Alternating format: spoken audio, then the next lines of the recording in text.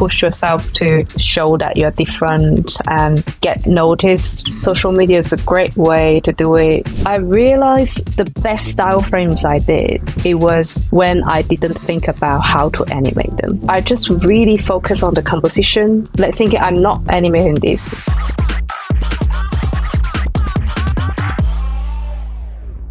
All right, Yukai, the first thing I want to know, and this is going to take a little while, but I want to know how you kind of ended up where you are. You've got 3 reps, you've got this amazing portfolio, you have your style, like all of your work looks like you made it. And I was doing my research on you and I found out that you have a degree. You grew up in China and you went to a university called Guangzhou and got a bachelor's in animation. So I want to start a little bit before that. How did you get into art, illustration, animation? What came first and how did you end up deciding to get a degree in that? Well, it's a long story actually. So when we got time. Yeah. So when I was a kid, being born in China in the 80s, 90s, is all one-child policy. I'm not sure if you're familiar with. So yeah, is that still a policy, by the way? Is that still the policy, or did they got rid of now that? Now is I believe it's free child policy now. They tripled it. Okay, good. Yeah, but at the time it's only one. Everyone got one kid. Imagine if you're the parents, you want to try to give them the best and make them outstanding because there's so many people, and you want your kid to be special, you know. So I was like many other kids in my generation. I was sent to learn all kind of things after school, like painting or piano, singing, dancing, martial arts, everything you can think of. And so when I was 4 years old, I just after nursery maybe, I wasn't even at school yet. So I went to painting classes, Chinese painting, pencil drawing, and all kind of things. And I learned so many different stuff. But weirdly, I was really into drawing. So I started to draw when I was 4 or 5 years old, and I really like it. So when I was older, like a young teen, and these other things just dropped because parents stopped pushing, you know. But only drawing, it just keeps going. I still went to classes. And then when it comes to high school, there were 2 routes, 2 directions I could go. One is to go like normal other kids go to like normal high school. You know, you just apply, you just go to this exam, like like for everyone in the country, and then you go to a normal university. And then you can choose like anything. But then another one is more like pursue to being an artist, like one way. Like you just go to a fine art high school and then you get trained as in fine arts. Then you go to a university of fine arts. And I don't know how I did it. I was only 15 or like 14. I cried many times in front of my parents. I was so sure about like there's nothing else I wanted to do in my entire life apart from being a designer or an artist. Anything, nothing else. So even my teacher called my parents like, "You sure she got great marks? I don't think she should just pick the art, because if you choose art when you're a teenager in China, it's considered you are bad kids. You are really bad at school." But I wasn't. That's why like my teachers were all shocked. But then I decided to do it and then follow that path. Luckily I managed. Otherwise, because you could still fail the exams and not being in art school, you know. Sure. So I passed all the tests and then I ended up in the Guangzhou Fine Arts University. It's one of the best in that city. Yeah. Yeah. So what I want to ask you about, like, kind of growing up and realizing, okay, I want to be an artist. When I was growing up, so I grew up in the 80s and 90s also, and I think it's a little different now in the United States. Back then, I think there was kind of this perception that if you want to grow up and be a professional illustrator or a painter or an animator, that's great, but you're probably not going to have a great career. It's going to be really hard, and it's not like a real job like being a doctor or a lawyer. Was there any kind of feeling like that in China at the time, or did they realize, oh no, that's just another type of career? Yeah, absolutely. It's the same in China. Like Yeah. people would think like fine arts is for bad students. Yeah, you're not And smart enough then to do something real, right? Yeah. exactly. And if Yeah. you want to be a designer, like designer is still okay, I think. But if you want to be an artist or illustrator, like what is an illustrator? Like people would just be like, that's not a real job. Like you can't make a living, you know? So Yeah.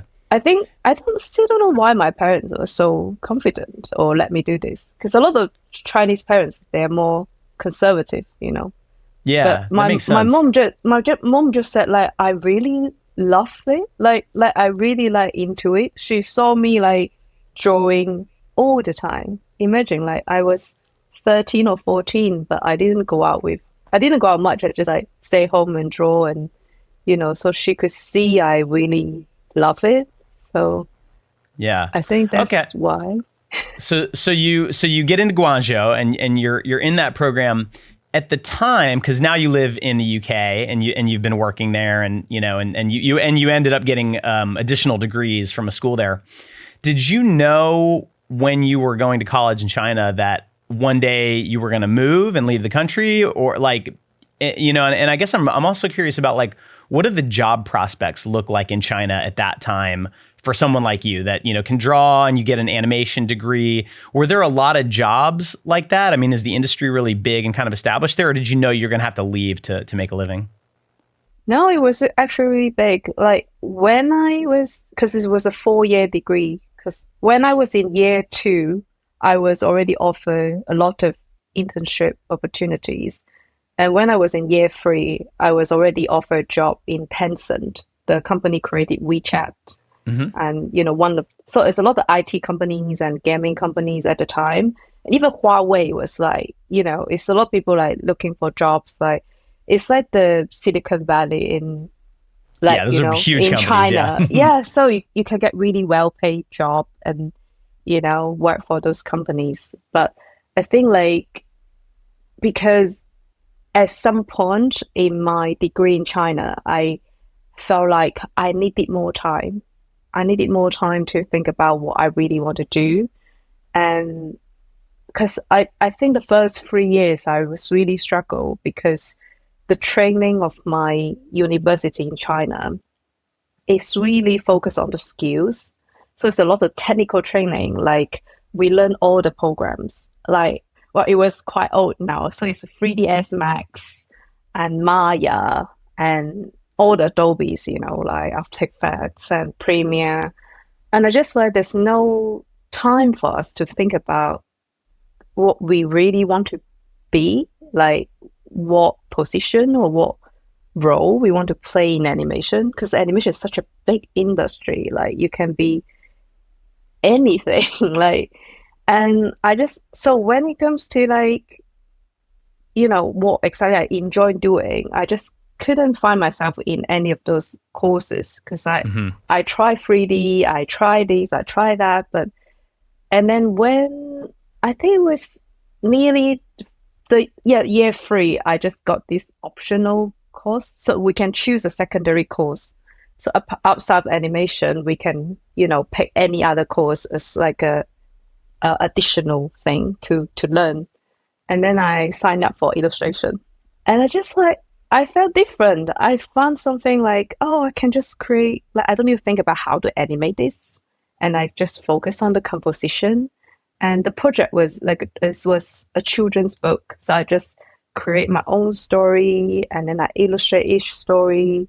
Of course, I use some of my animation student skill, like I storyboarding, but I just realized, oh, I really enjoy doing illustration. So that's why at that time I started to think about London because I feel like the first few years in my bachelor degree, I didn't learn much about illustration until I find out about I love illustration. So, and I think I needed more time to develop my work and hope I was hoping I could go somewhere. Yeah. Yeah. So I want to ask you about the differences between those two school experiences. And you already mentioned, in China, at least in the 80s and 90s, and there is kind of, there's kind of this stereotype. There was a book that came out years ago called Tiger Mom, and it was all about how Chinese parents can sometimes be a little more hardcore, I guess, than American ones. Was that when you got to London and you're in school there, did you notice any difference in the way, like, the school worked or the teaching? I'm just kind of curious about what, like, the differences between going to art school in China versus art school in London. Yeah, because it's very different. Yeah. In China, I think they aim to train technicians, like Okay. people more like you, when you graduate, you have to know all these programs. You need to know how to do walk cycle or like animate this lip syncing and everything. So we learn all this like but then in London it's more like ideas training. Like you need to come up with a story and what's but also because it's a master degree. So it's a lot of research based, like why do you want to do this story? What's the meaning behind it? What's your idea? So it's more focused on the art direction. And I I actually I think it's a good combination. I did both because I heard like I feel like I couldn't learn that much skills in the schools in the UK because a lot of students or my friends told me they couldn't learn programs because teachers in the UK they don't teach that much. You just like you kind of learn by yourself by doing projects and projects. But in China, it's it's more like you just focus on learning the programs, but you don't train to tell how to tell a story or. So it's a good combination. I did both. And yeah, like for homework as well, it's very different. In China, you'd be like, the tutor would say, oh, tomorrow you need to give me 20 3D heads and 5 walk cycle and, or 15 lip syncing but in the UK, it's like, oh, the homework is you write a story and then do a 1 minute short film and it can be anything. Interesting. Okay. Yeah. So you have these two very different educational experiences, and it's cool that it worked out that way for you because, we see this a lot with our students. Most of our students come to us thinking, I need to learn After Effects. I need to learn Cinema 4D, right? Like I need to know the program. And then we teach them that, but then we say, but your work won't be very good unless you also know like how to design and how to animate and how to tell good stories. And you really do need both of those. So you got those through these two different, degrees. And then what happened next? How did you end up getting your break into the industry? I think it's really my second degree, the short film I did in my second degree, like really set up my style. Mm-hmm. But also at the time I was doing an internship while I always do internships because I feel Smart. like it's not like I don't like universities, but I always feel like there's a missing gap between uni and the actual industry. Right. And that's why I always also like my mom always like if you don't work, you don't know if you like something. So before I chose animation in China, I was 17 and I went to this graphic design company, like an agency. I just like I got a job, but I didn't get any pay. I just want to work there and see how it works. And I realized I didn't like graphic design because I wouldn't know if I didn't try. So I just didn't choose graphic design. I chose animation instead. What did you not like what was it about graphic design that made you think, okay, I don't want to do that? I think because also that agency is working with all these property agencies in China. And that's why my internship at the time was just like put buildings in like a lookbook and, try to place it. But also like, I think it loses that bit of drawing. I can't draw with graphic design. It's more like you need to be really like focused on if you do a button or like the design of like fonts and all these things is I just feel it's not for me because I like more like expressive and draw and paint and yeah, I think that's why I picked animation because it still has that kind of connection. Yeah, that's why I started my internship in the UK as well. I was working as an intern in a motion graphics studio called MIE, and I learned a lot of programs there. Like that's my program learning in the UK. Like because there's so many projects after project, and then I follow the directors, the senior animators, and just you just learn on the job. You know, as an intern, you can also be a bit young and stupid and ask all the questions. Of course, yeah. And yeah, so after I graduate, I kind of got that job for my visa and I can stay in the UK. But at the same time, I got stable income so I can keep developing my own work. Yeah, and you mentioned in the pre-interview questionnaire that one of the best things you did was taking the time to work on that personal work, and you actually said that that's the reason that you were able to start freelancing was because of that. So maybe you could talk about like what were you doing, like as far as going to a day job, coming home, and doing what, and showing it to who? Yeah, just because after I graduate, I only got basically one project on my portfolio, Yeah. and that's not going to work, right? If you don't be like have someone have a style. So I met this she's now my best friend, but she was more like a mentor. I met her and she told me one project in that style is not a style. You need to have 20, Mm. 30 projects in the same consistency that you call a style. So it really like, yeah, that's true. I need to work more, do more of this style if I want to pursue my career in that direction.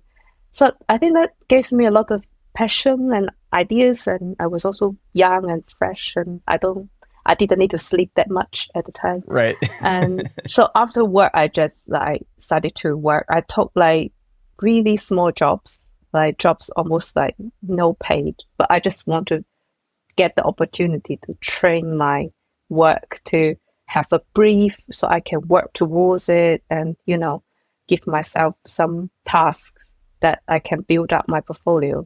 That's awesome. Okay, so a couple things. One, I've talked to a lot of successful artists who've done the same thing you did, where you have to invest a lot of time for little to no money to build up your portfolio, so that then you can go out and show it to people and get people to pay you money. And that takes a ton of discipline, especially you're young, you're living in London, this like amazing city. There's probably a lot of distractions that you could have gone out and gone to the pub all the time. So I'm curious, like where that work ethic came from. Did you always have that, or is that something that you struggle with, or like do you have any tricks to kind of get yourself to do those things? Actually, I always have that. Like, you Yeah. remember when I say my mom saw me really love drawing? Because that was also the time I finished school and then I got home and start my drawing training by myself. And I also went for classes with another classmate, like every day after school to just to, that maybe that's the way I work. Like if I really love something, I want to pursue it. I don't want to waste my time to, if I don't do it, I will regret it. So I'd rather not have that regret. So I Hmm. would just push myself to do it. Yeah, I didn't feel, I also thought it's an escape for me because when I had that full-time job, I felt the struggle because I had to sit there for 8 hours a day and not necessarily doing the things I love. And and I just really, really didn't enjoy doing other people's style. Most of the time in the studio, because I'm more like a junior animator, but also like a designer, illustrator. So I do a lot of lifestyle frames and storyboarding. And none of these, like probably 99% of the time, they were not my style. And only 1% I can like sometimes like, can I present this? And can I maybe pitch one illustration in my style? But it just never, yeah, it's not the way client wanted, It's always like a lot of reference and then I learned that style, I did it on the job and I finish and then when I get home I feel like I can be myself. That's why I just like really love doing like those side projects that we're doing. Yeah. So so you're doing these side projects at home, and I'm assuming you're putting them on your website. How did you end up, because now you have 3 reps, you're represented in different parts of the world by different companies. How did you end up, I'm sure it took several steps to get here, but from the outside, it looks like you're very successful. I mean, you've spoken at a lot of conferences and your work's amazing. You've got, Apple and all these big companies on your portfolio. When did you start to get noticed and start getting those opportunities? And when did the reps become involved? It's not like happened all at once, it's Sure, not like yeah. suddenly. So it's step by step, slowly. So after I graduate, I posted my short film. That's what I always tell students, finish your final project because it's very important. It's the first step, like you can get your work out there. So I got a Vimeo staff pick. I already got some people got in touch with me. And then I got my first job. Adobe got in touch with me. So I got my first illustration job for Adobe. And then that job brought another job. So I started to do some editorial work. And because editorial work is quite open brief as well. So you can really like do your style, develop it. And so after a few magazines, I got noticed by my first rep. And I started to send my work to different reps, but I didn't have enough work, and then it was really hard for them to see how my work can be in a commercial project. So I turned down by most of them actually. Yeah. But then because I know someone was represented by this rep, so I asked her if she can introduce me, and then with the introduction, it's always a bit easier because people know you are good to work with. And so I got the trial run with this agent, and then they really liked working with me, and I got represented the first one. And then I just didn't, also like, it's like being represented doesn't mean you would get loads work because it's still on you. Like agents is like kind of a partnership, you work together, but it's not like they would just, once you are represented you get loads of work coming. It's not true. It's just more like you have someone by your side, you have more like when you talk to clients, you have someone support you, but it still depends on the person, the artist, if you keep developing your work, if you keep going, so it just like I just keep working and keep developing, and my work got noticed by more people, and there are more reps like getting in touch with me. But yeah, that first step, I mean, is just really important. Like especially when you're young and fresh, is just really need to push yourself out there. And Yeah, that's amazing advice. I mean, because it sounds like you've gotten where you are by working really, really hard, and then finding ways to get your first whatever, right? So Adobe hires you to do an editorial illustration. Probably it sounds like that was because of the Vimeo staff pick, which would never have happened if you hadn't finished your final project. Yeah. And it's like these dominoes that kind of tip over. And then when you look back at it now, I think it's easy to, Yukai knew exactly what she was doing and aimed at this, and so here we are. But I'm sure to you, it doesn't feel that way. It probably feels like some of this was almost an accident, right? Yeah. I wasn't even sure if I could go freelance, because I still had a studio job, and I wanted to change job because, I feel like I wanted to try something different, and I still didn't know if I can just work underneath with my style, or I should keep working on my, as being an animator. So I applied so many full-time jobs. I probably applied all the studios in London, and no one wanted to take me. It was really hard because I think because I got a style, Mm-hmm. which become a bad thing for if you want to have a full-time job, because your style is just a lot of replies like, we love your work, your style is beautiful, but we just couldn't see how it fit to our studio. Yeah. So, and that made me think maybe I shouldn't work in full time, I should just go freelance. But I need a visa. So I need sponsorship, which I couldn't just like any other. I think I was really sad for like a few years. Like I was really jealous of people who graduated the same year as me because a lot of them didn't have visa problem. They can just go Hmm. freelance straight after graduation.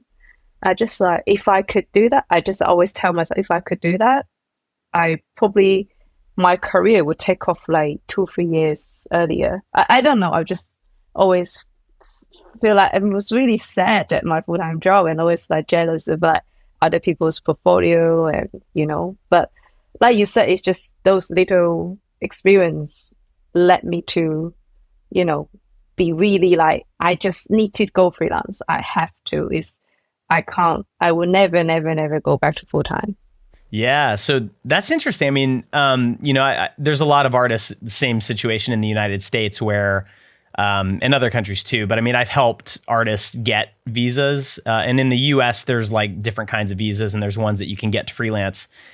But how did you end up overcoming that? Because yeah, that's a huge problem if you're not a citizen of that country, and you have a job that's sponsoring you, and you probably feel a little bit trapped. If I leave, I lose my visa. I'm going to have to go back to China. How did you end up being able to stay in the UK?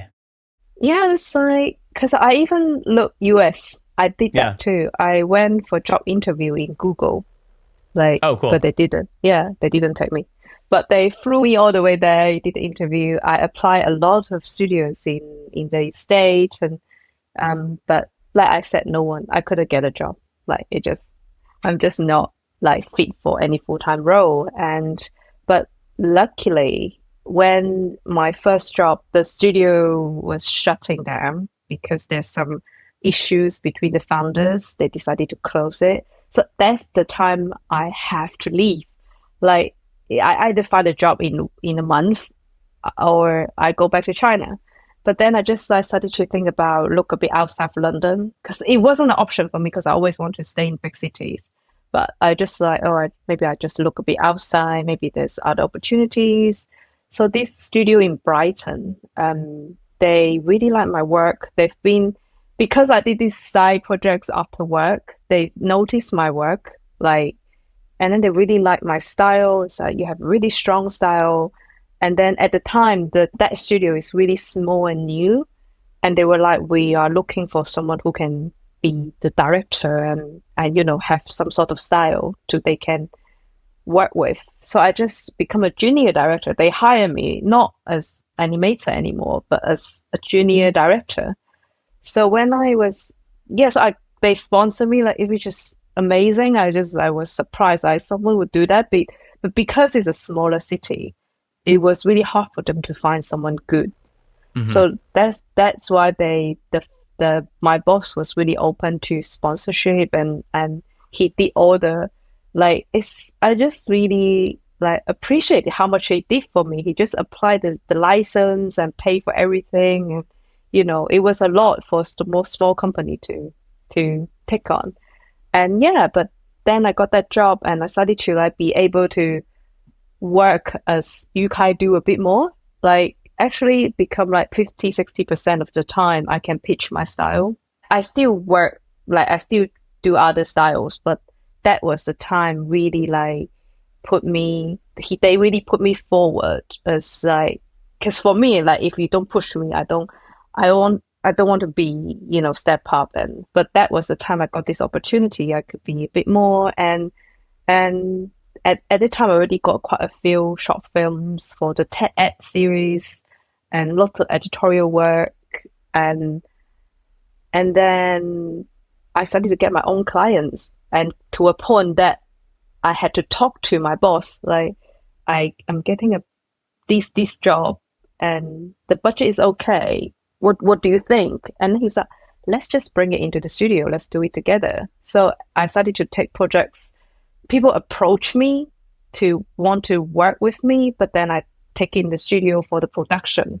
So it's more like a collaboration project, and I'm more like a director of that project. Yeah, that's more common than people think. Actually, I think that's one of the cool things about the way our industry works is you can and I'm hoping that everyone listening to this, it's making me think, and I'm sure it's making everybody else think too. If you are not really a generalist, right? Like I think of a generalist as someone that, like that was what I did when I was doing client work. Like you could drop me into almost any job and I can make it work. Doesn't really matter what the style is. I could do 2D, I could do 3D. And I was kind of a Swiss Army knife. Pretty good at most things, not great at anything. But it made it really easy for studios and agencies and people like that to hire me. And I can see how having a really strong style, which you do, as good as you are, it actually makes it harder for some studios to hire you, especially smaller ones where, you know, like if it was a studio like Buck or something where, you know, they have hundreds of artists and probably can have some specialists in there, then maybe that would work. But that's really interesting. Yeah. I guess if your style really matching the studio, it could work. Like, because I see it a bit better because when I was younger, I couldn't see it, like why they wouldn't hire me. But I can see now, like my style is like very different. Like it's nothing I can do to get closer to that style. So of course it's hard. But I know people got hired because they have the very similar style with align with the studio, and yeah. So let's talk about your style, which is amazing. And everybody watching or listening to this, make sure you go to Yukai's site and check out her work. It's incredible. And the first thing that pops into my head, I actually have your work open on my second screen here, and the colors. Okay. So colors are something like I think every designer struggles with colors and no one thinks they're good at color. You're very good at it. When I look at your work, there's just something about, and I think it's, you know, the hardest thing for me has always been like, you know, I can pick two colors that are complementary and I can boost the saturation all the way up and make it look really bright and vibrant. But then you start adding other elements, right? And so now you don't have two colors, you have 5, and now you have 10, and now you've got gradients, and now you've got, you know, texture. And making all of that work together is so hard. So I'm curious if you could talk a little bit about your process for choosing the colors that you do in your work. How do you approach palettes and stuff like that? Well, because I always started, because I'm an illustrator, so I always started animation like an illustrator. Mm-hmm. So I just like I'm really inspired by result printing. Like you only have 4 colors or 3 colors, and then you overlap them, they become another color, you know. So that method, like really, I started earlier in my career. I still find it really useful. Like you always started with less colors, and then when you want to have more colors, you started to give a bit of overlapping these colors, or you like make it brighter or darker.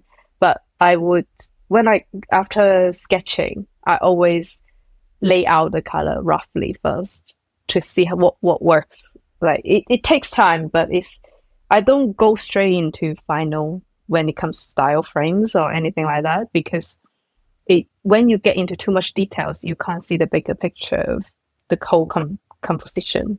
Yeah, interesting. Okay. And also, like, I think I take inspiration from a lot of illustrations, and I also got those books of color palettes. So you just have like a little color combination. You can find it on Pinterest. Yeah. But the older days, I just buy this color palette books, and then it's already like a group of colors matched together already, and with the code. And then you can just type in your computer. But now you can use Pinterest or Adobe Colors, and you've got loads of palettes. Like you can just, if you're not sure about what colors you want to use, like you can think of like, I usually start, this I like it to be a bit blue and green or like pink or purple, and then we just started from there and then develop the whole palette. Yeah. Yeah, I used to have a book like that too. I wonder if it was the same one. It was like this little book, and it just had like 200 pages of color palettes in it, and yeah, that was my hack. I love. Yeah. But okay, so when you're doing a style frame, so you know, especially as an illustrator, I'm sure you're starting with just line work and sort of figuring out the rough composition, and then you're doing. I'm imagining this, so tell me if I'm wrong. Like just broad swatches of colors to kind of see if it's working. But how do you know, like, you know, because I find like some designers, to be honest, the best designers, and I would put you in this category, seem to have an intuition where they can just look at it and know that's not quite right, and you just kind of feel it out. And then there's other designers, and I would put myself in this category, where it's easier for me to take a little bit more of like a not a mathematical approach, but I really go back to like what I've learned about color theory. Okay, these two colors, they're close together, so they're variations of each other. So I need to like go into the brightness value and I need to make them separated so that the values start. And I'm thinking about it in terms of like numbers almost sometimes. And that eventually gets me to a result I'm usually happy with. And, I can make something with contrast if I want. I'm curious if you do anything like that, or if it's just more intuitive for you when you're picking colors. No, this is the first time I hear about this. It's interesting. Yeah, no, I don't do this. It's sometimes it doesn't work. Because sometimes I don't really always work, because I'm like more like what I see. Oh, I like it. I like the matching. It's like matching your wardrobe, Oh, that's nice. And I can't do that either. So I just like I think they work together. Like I don't really. I think I would do this little. Actually, I have my sketchbook. I would do these little swatches to see if they. Wow, this is very rough. So I would do these kind of colors. Oh, that's cool. Yeah. Like if they're matching, or if not, I just, yeah. And then if they match, I think this is matching together. It's a lot of colors, but I think they match together, and I would just start to develop into drawings like this. Like it would just, they match. So yeah, I think I don't know, I don't know if it's a word in English. In Chinese we say this person got a good sense of colors. Mm-hmm. So it's a sense. Like when you see it, you react to it. You just make you like, oh, this is. It's like good taste, so nice. Basically, yeah. Not good taste, but more like a color sense. It's like when I see 3D, I don't feel anything. Like. Oh, okay, got it. You don't have as much of a connection to it, yeah. Exactly. Yeah. So it's different people. Like that's why I said in animation, there's so many different like roles you can be, and just when I look at 3D, they look all the same to me. I just don't know why this is better than the other. It's just not your thing, yeah. So I guess probably color is my thing. Like I really like it. You just love it. That's awesome. Well, let's talk about your sketchbook that you just showed everybody. So, like I'm looking at your work on your website. I assume in the end, most of it you're doing digitally, Photoshop, Procreate, whatever apps. However, you have this sketchbook filled with beautiful work. So how do you balance, analog and just drawing the old fashioned way, or painting and the digital work? And do they ever mix when you're doing professional stuff?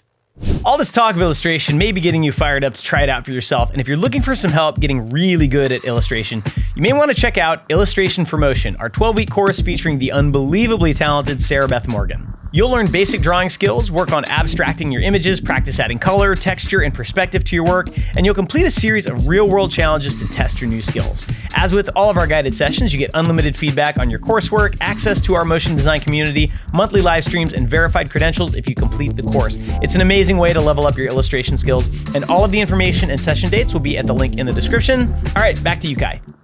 I think I use analog stuff more in the pre-production, like before production, when I want to know ideas. I still sketch storyboards, but when I want to present to client, I just move to digital, because I think it's cleaner, the lines are better, the better quality of the presentation. But I think I still use a lot of drawings for thinking. Like, I have a nicer sketchbook and a not too nice sketchbook. So the one I just showed you is the nice one, and then I got this rough one. Why do you have two? I'm curious. I got two, yeah, and I just put them. It's just really rough storyboards. Okay, so your not nice sketchbook is for like the little scribbles, and then when you want to make it nicer, you go to the bigger one. Scribbles are amazing. Like I love doing scribbles, because I would cross off ideas like, oh, I don't really like this one, and just like cross it, and and then I will redraw it many times. Same for storyboard. I just like draw those little frames. And then Oh yeah, I I know mean a lot of people do they look that. really Yeah. good. And then I just, oh, okay, this could work, or this can't work. And then after the scribbles, I would try to, yeah, have lots of these. But this is not presentable. I can't show this to clients, but I still enjoy, like, but for personal projects, I use a lot of analog works, like these ones. Oh, those are gorgeous. Yeah, just to, because for our job, we just, I don't want to staring at the screen all the time, and it's just tiring, and just do something. Yeah, Oh so my this is God. all use pens and paper. Yeah, But that's amazing. yeah, I just can't stare at the screen longer. Maybe I'm older as well. Like, just so I'm It doing does more happen like, to the best of us, doesn't it? yeah, I'm Oh, doing that's more like cool. a, Okay, so let me ask you about this. So, like my most of my career, I've always just been like I'm a computer geek, right? So like even when I was running a studio, it took me a while to realize that there is something kind of different about having a sketch pad and you're sitting on a couch and you're sketching ideas versus you're in front of Photoshop and there's this blank canvas. And I always found that especially when like a job comes in and we get a script and it's like, okay, what are we showing? It's kind of hard to sit in front of Photoshop sometimes and like make ideas there. It's a lot easier to have a little piece of paper and a pen or a pencil. yeah, And so, I watched some of a talk you gave. I forget which conference it was, but you were actually talking about the challenge of when you get a script and you have to figure out what am I going to show? Or even for some of your editorial work, you do a lot of work. There's a piece on your site for Apple, and Apple's a technology company, and their products are super high tech. But there's a lot of people in the illustration you did, and they mix with the technology, and it has this really nice warm vibe.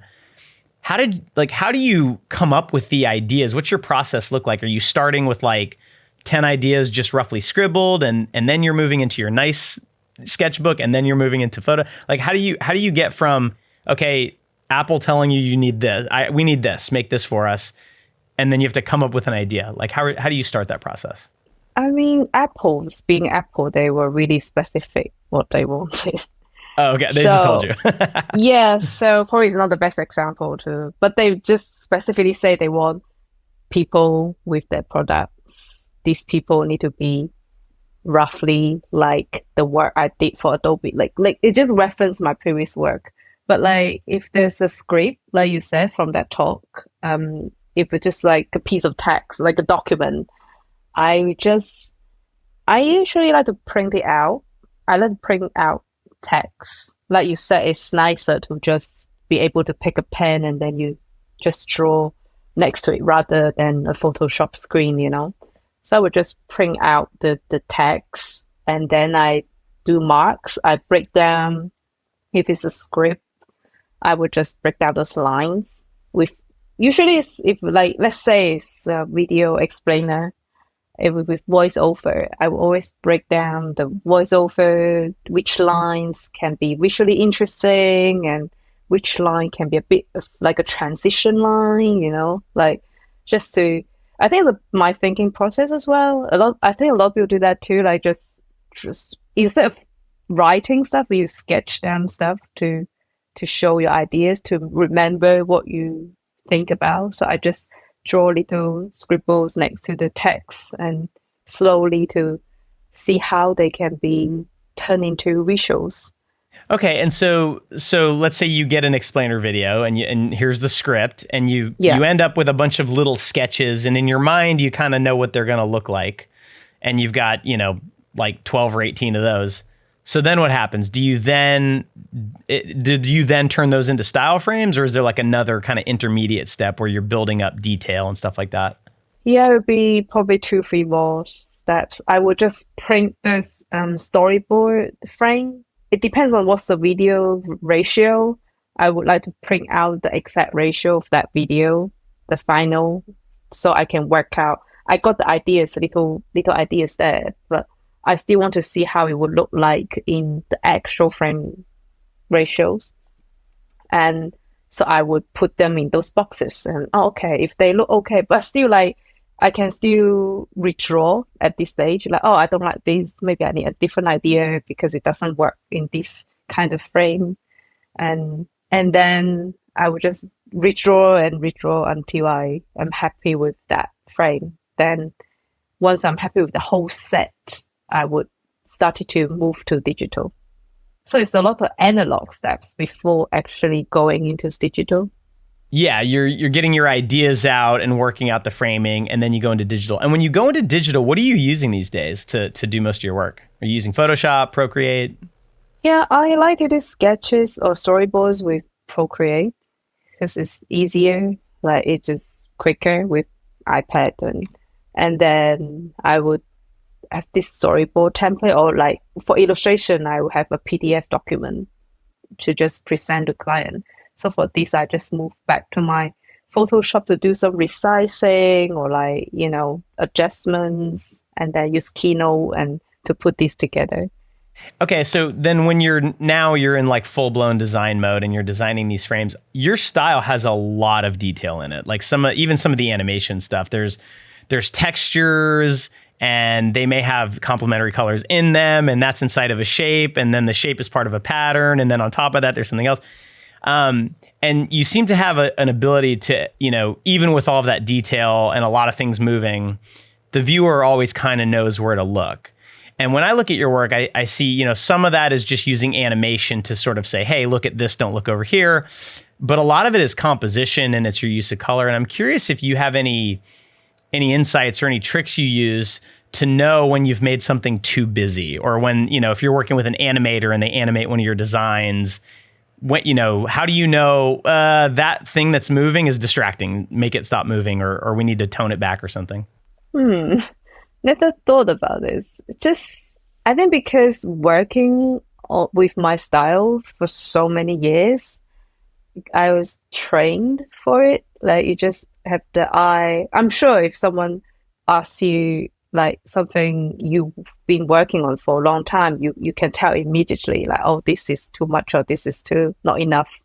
And I think it's that. But sometimes I take advice from animators because I don't think I'm a very good animator, to be honest. I just there's certain things I don't know how to animate, or I just try to, sometimes if I can't work with, which is because of budget most of the time, like when I can't work with some other super talented animators, I have to do everything by myself.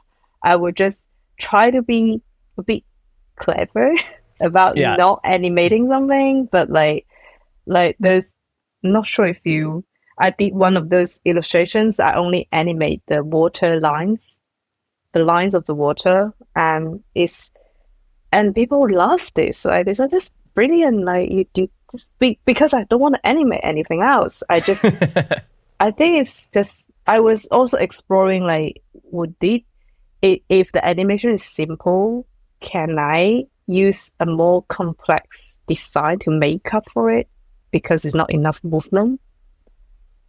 So it's kind of balanced, but it's a lot of like repeating, working on the same style for years. And because if you give me a different style, I just probably don't know. Like it's really hard.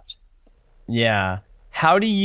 So how much of your work are you animating versus hiring other animators at this point? It's still me animating quite a lot, but most of the characters, like commission projects, personal projects, I'm too shy to ask people to work with me on personal projects. But I know a lot of people do. Like if it's commercial work, most of my characters are animated by someone else. Got it. So that's okay. So that's something I want to ask you about. So when you're designing, so you have a degree in animation, you know how to animate. Animating characters is very hard, so maybe that's why you don't. You have other people do that. But I remember early in my career when I started working with good designers, and they would give me these boards, and I'd look at them and I'd be like, I would never design that because that's going to be really hard to animate. Like, I just know that like that's really tricky. Do you ever have that thought in your head when you're illustrating things like, ooh, if I draw the arm this way, it's going to be easier to animate. So let me round it off a little bit more. Like, or do you just not worry about that? It takes some training, like, because when I graduated, I always thought about, oh no, how can I going to animate this? It's so difficult. But I realized the best style frames I did, it was when I didn't think about how to animate them.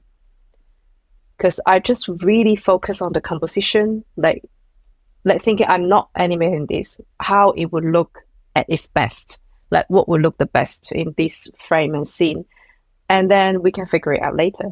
Like there's always a way to do it.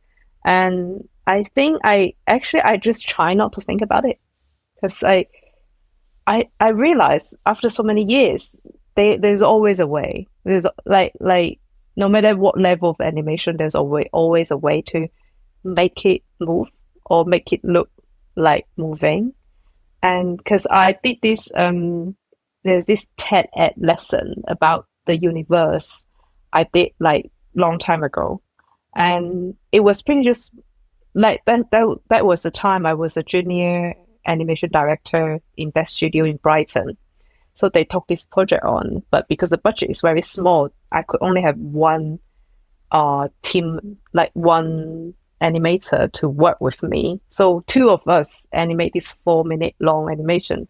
Ouch. So it just like, I know, right? So it's Yeah. a lot of work, and then, but when I try to design it, I just really like try really hard not to think about the budget, how we can animate it, because it would really compromise the design. And then I drew this Milky Way with so many dots and stars and like crazy, and then it become like a really nice scene, and it's just like, oh, that's great.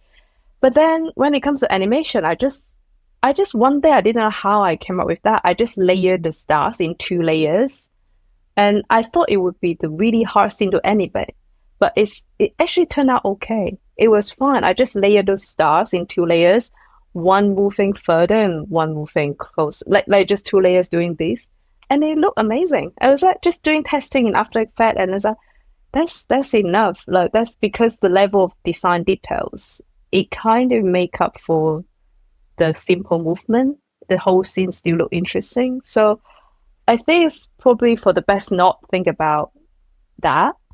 I love that. That's actually amazing advice. I mean, I think that's something a lot of our students for sure kind of struggle with when you're first learning After Effects.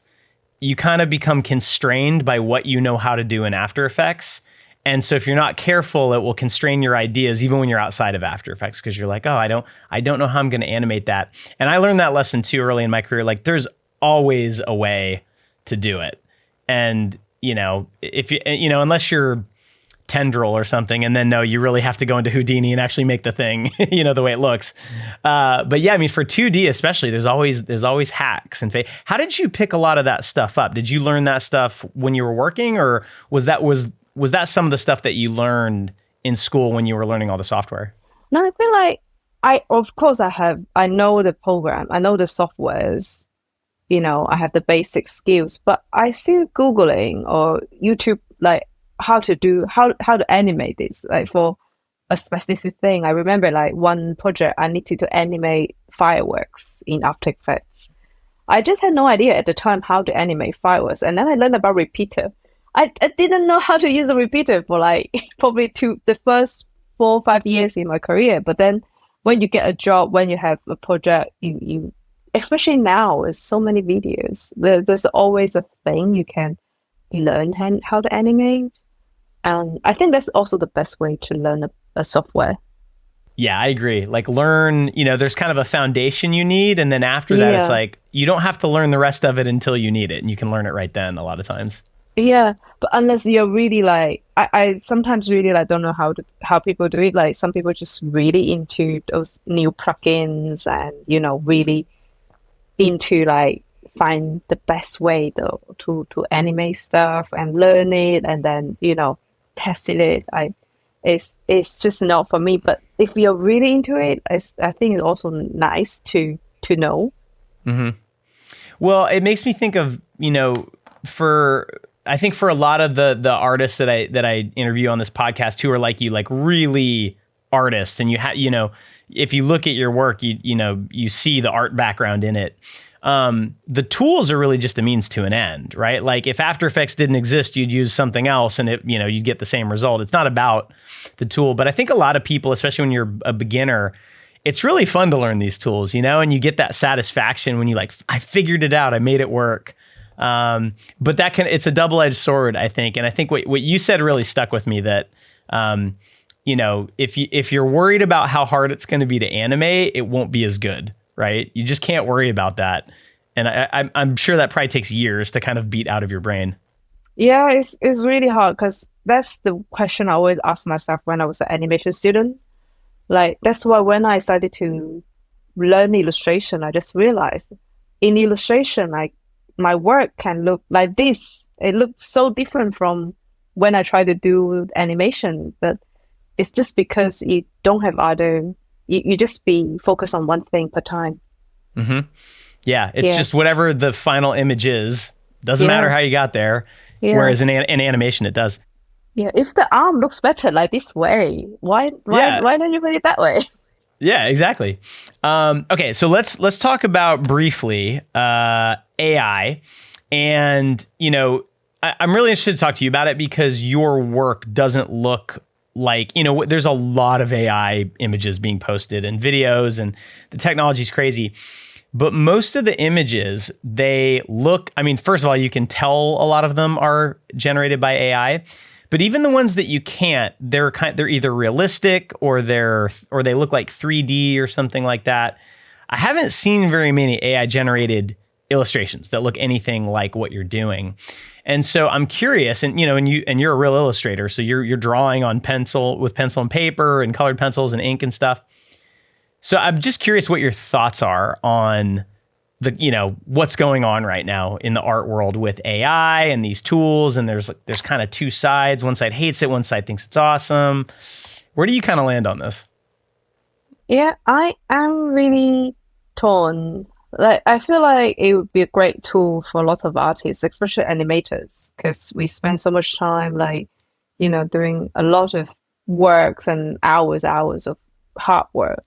But at the same time, as an illustrator, I do feel like it's taking a lot from us. It's not human drawing. That's why I started to use Instagram tag human drawing, because I try to be different. I try to be different from AI because I'm also really worried that would take our jobs. It's hard not to. And there's company approach me, just ask if they can use my work to train their AI. And I just said no, because I just don't feel really comfortable. It feels like, where I can be if there's a AI can do what I do. What do you think about, one of the arguments that I hear, because the way I kind of look at it now is animation, and I kind of get less convinced by the day, to be honest. Animation, I feel like, still has a little bit of safety from like certain types of animation. If you're doing explainer videos if you're working on a job for Apple, you need so much control, right? Like, you need to be able to move every pixel exactly where it's supposed to go and change the speed of this thing by one frame. And so while AI can give you very cool looking animations, at the moment you can't control them, right? Maybe that changes at some point. With illustrations, because it's just one frame, AI can, I do worry about stuff like that, like stock photography, right? If you need an image of, a man holding a pen, a bald man holding a pen, you can have 1,000 of them for free, basically. Yeah, different angle, different perspective. Yeah. So one of the arguments I've heard, though, that sort of counters this and says, well, it's not as bad as you think, is that there's kind of two parts. One is, AI, all it can do is try to execute the idea of the person that prompts it. And it can only do that if it has enough images that sort of have that idea baked in some way, right? And so if you're like, I need, a poodle that's dyed purple wearing a birthday hat, well, there's lots of images of all of those things that it's been trained on. But if Apple came and said, hey, we want something in Yukai style, and we want, an isometric view of people looking at iPads with, patterns on it, it takes a process to get there, right? And you're only you can see that image in your head before it exists, right? So it may not be so straightforward for AI to just make that, right? Like, because, then Apple's going to want to change something and they're not going to like something, but they don't know why, and they're going to want to see something else. Yeah, So yeah. I'm curious if, as someone who's like worked with big brands as an illustrator, if just the process of working with clients, do you think that that gives you a little bit of a buffer with this AI stuff? Because AI is just a computer program running. It can't like write a funny email to the client and say, oh yeah, I'll send you something in the morning. And you lose out on that too. Do you feel insulated in any way just because of the fact that you have relationships with these clients? Yeah, I mean, for projects like that, like the Apple one, yeah, it's definitely the clients still like want to have some sort of, you know, bespoke and actually, but the thing is like these jobs are like, it's like a pyramid. It's on the top, you know. We probably get these kind of jobs like once for a really long time, and most of the time we get small jobs like editorials, you know, and but most of these smaller jobs, they are being, I think they don't have, they're not as specific as big brands or, you know, big campaigns. That's Mm-hmm. why AI started to taking these little jobs, you know. That worries me because, you know, like big jobs, yeah, of course, you need to have certain products and, you know, but the thing about it, just an article about um After Effects, or, you know, it can be anything. The illustration can be quite flexible, and a lot of clients actually don't understand the difference. I think Right. that's the real problem. Is like most of people outside of our industry, they don't see why we need that, why we need to hire an illustrator for like 10 times more the price to have a similar thing, because they can't tell the difference. And that would devalue a lot of people's work, the actual work. And that's what I'm worried about. Like, it's still like, I think there's certain bigger projects, of course, they're fine. But they're like smaller projects. The ones I can train my style, I can like be free and, you know, do something different, and these ones are disappearing.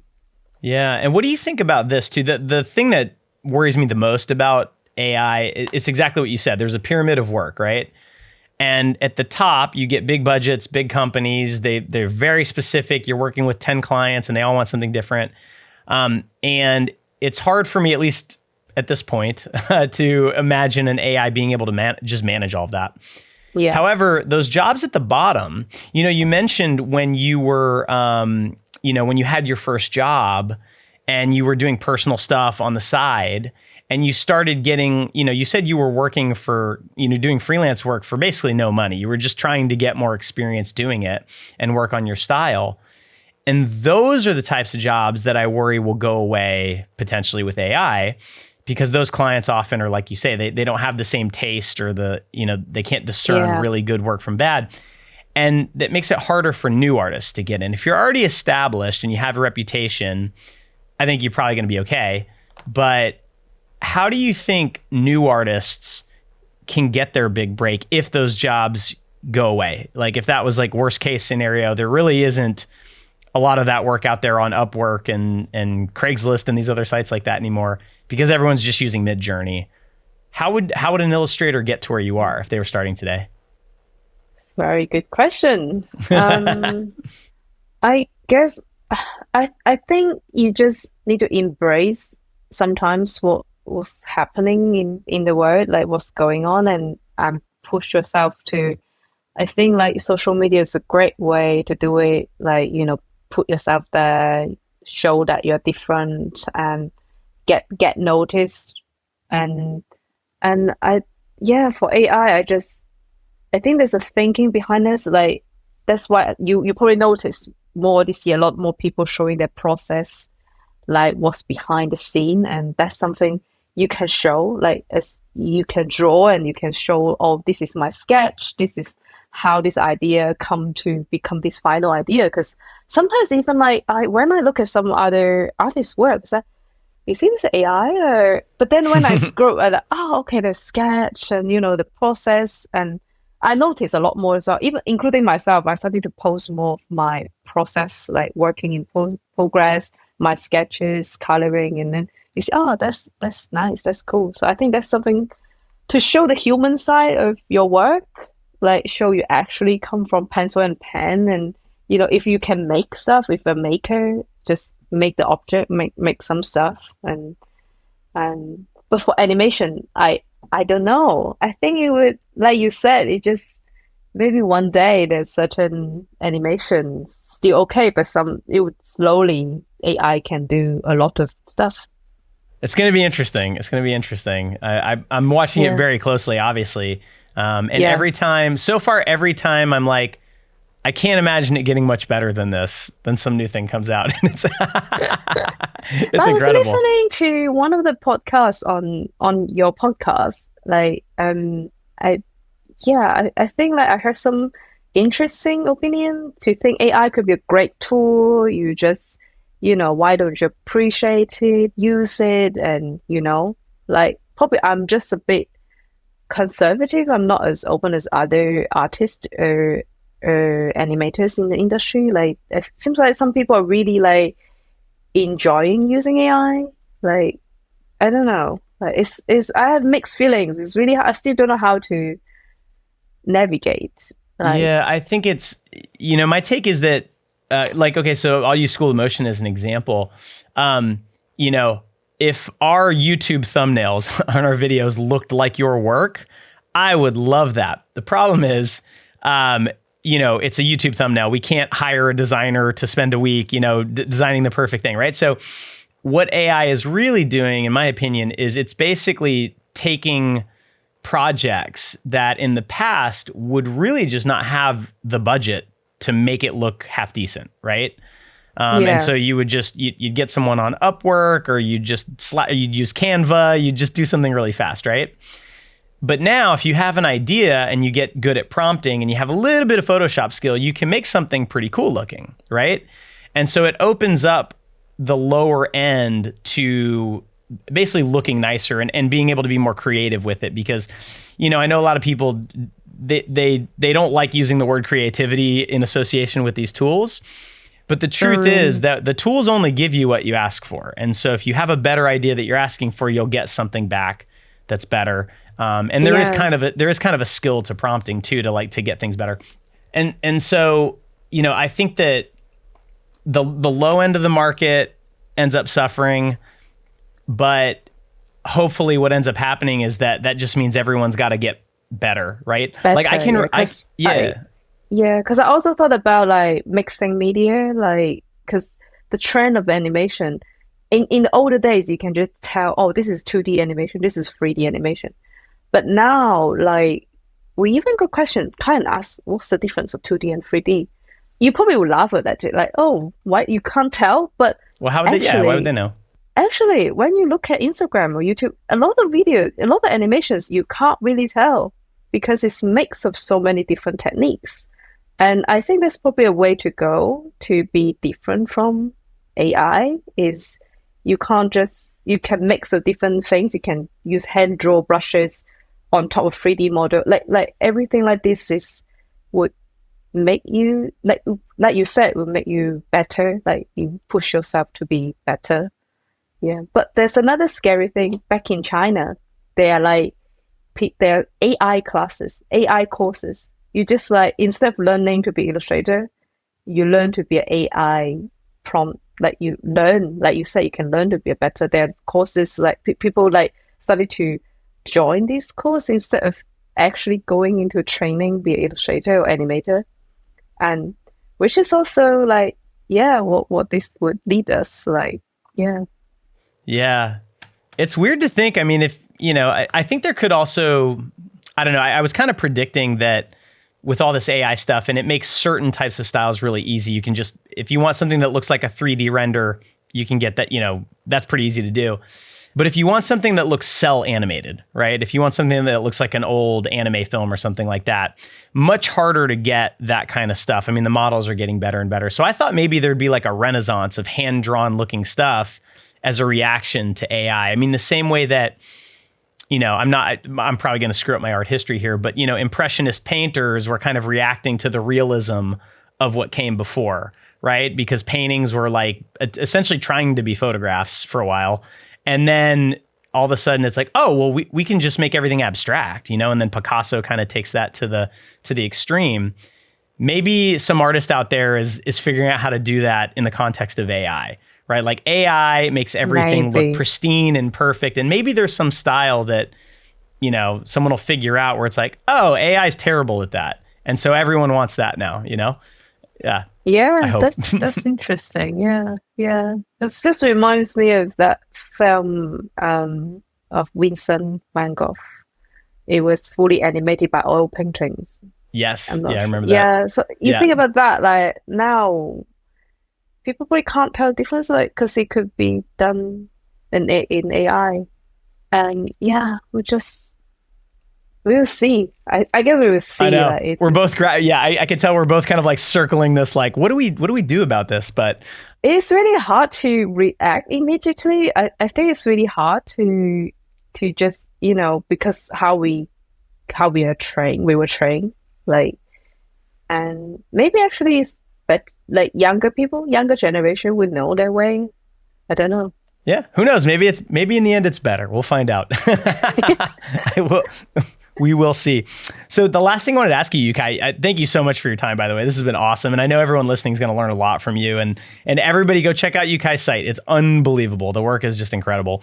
Like I mentioned this already, but like a lot of our students come to us because, and this was me, so I might be projecting here, but like in my career, I learned After Effects, I learned Cinema 4D. I got really good at those two things. And then I realized, my work's not very good. Why is that? Oh, it's because I don't know anything about animation. I don't know anything about design. And so it was learning those things that actually made my work good enough to start being successful in freelancing and all the things I've done. And I think a lot of people are in that situation still. I still think there's a lot of people that learn kind of like you. You came from, at Guangzhou, you said they taught you software, right? And they weren't really teaching you the principles. So if there's a lot of people listening that are in that situation, they're like, I know After Effects, but my work's not very good and I can't design. What advice would you give them? Is there anything that you could suggest to help more technical artists become more artistic artists? Because I think you can team up with someone that's like, because I know like a lot of illustrators, like people who can only draw, they want to get into animation or they want to see their work animated, and they have the same struggle, but the other way around, like, oh, I only know how to draw, but how can I get into that technical side? So I'm sure if you like look on Instagram or Behance, and you can probably find someone you can team up with, and if you like their work, you can ask if they would like to be animated. Like that's probably a good way to start.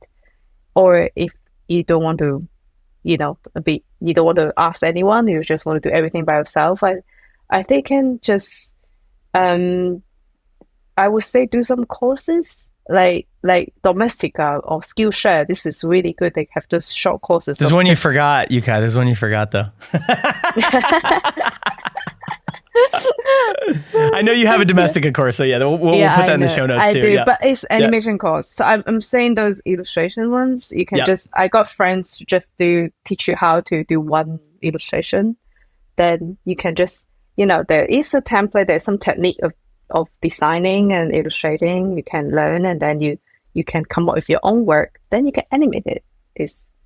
I also try to learn some 3D classes there. Yeah, that's really good advice. And, as far as, because I think a lot of, and you talked about this a little bit, that, you love color, you kind of respond to it. So you have a sense of it, an intuition for it, right? And I think that, part of the way that artists can get that is just by like developing their artistic eye, developing like their taste.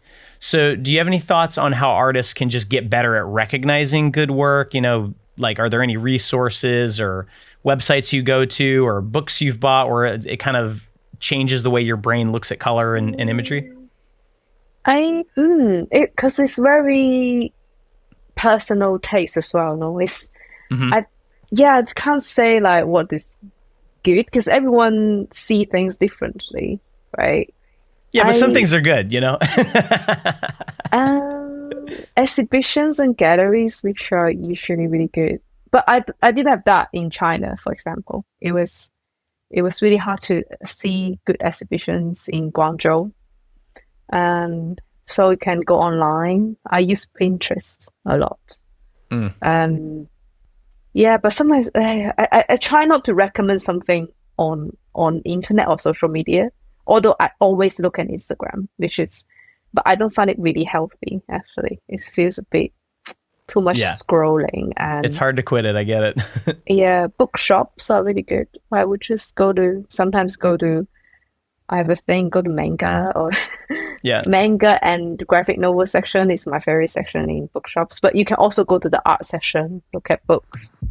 Head to Yukai's site to check out her incredible portfolio of work. And I want to thank her for coming on the pod and sharing so many great design and career tips. The biggest takeaway for me was that her career happened slowly and organically, with one domino after another falling, usually after she took some risk and put herself out there. It's great to remember that even the best artists in our industry have to get a break at some point. And I think Yukai's story is a great model to follow if you're a young artist trying to get into the industry. That's it for this episode. Check out the show notes for links to everything we talked about. And make sure you're subscribed so you don't miss out on any of the amazing artists we interview on the podcast. Thank you so much for watching, and thanks so much to Yukai for coming on, and I'll see you next time.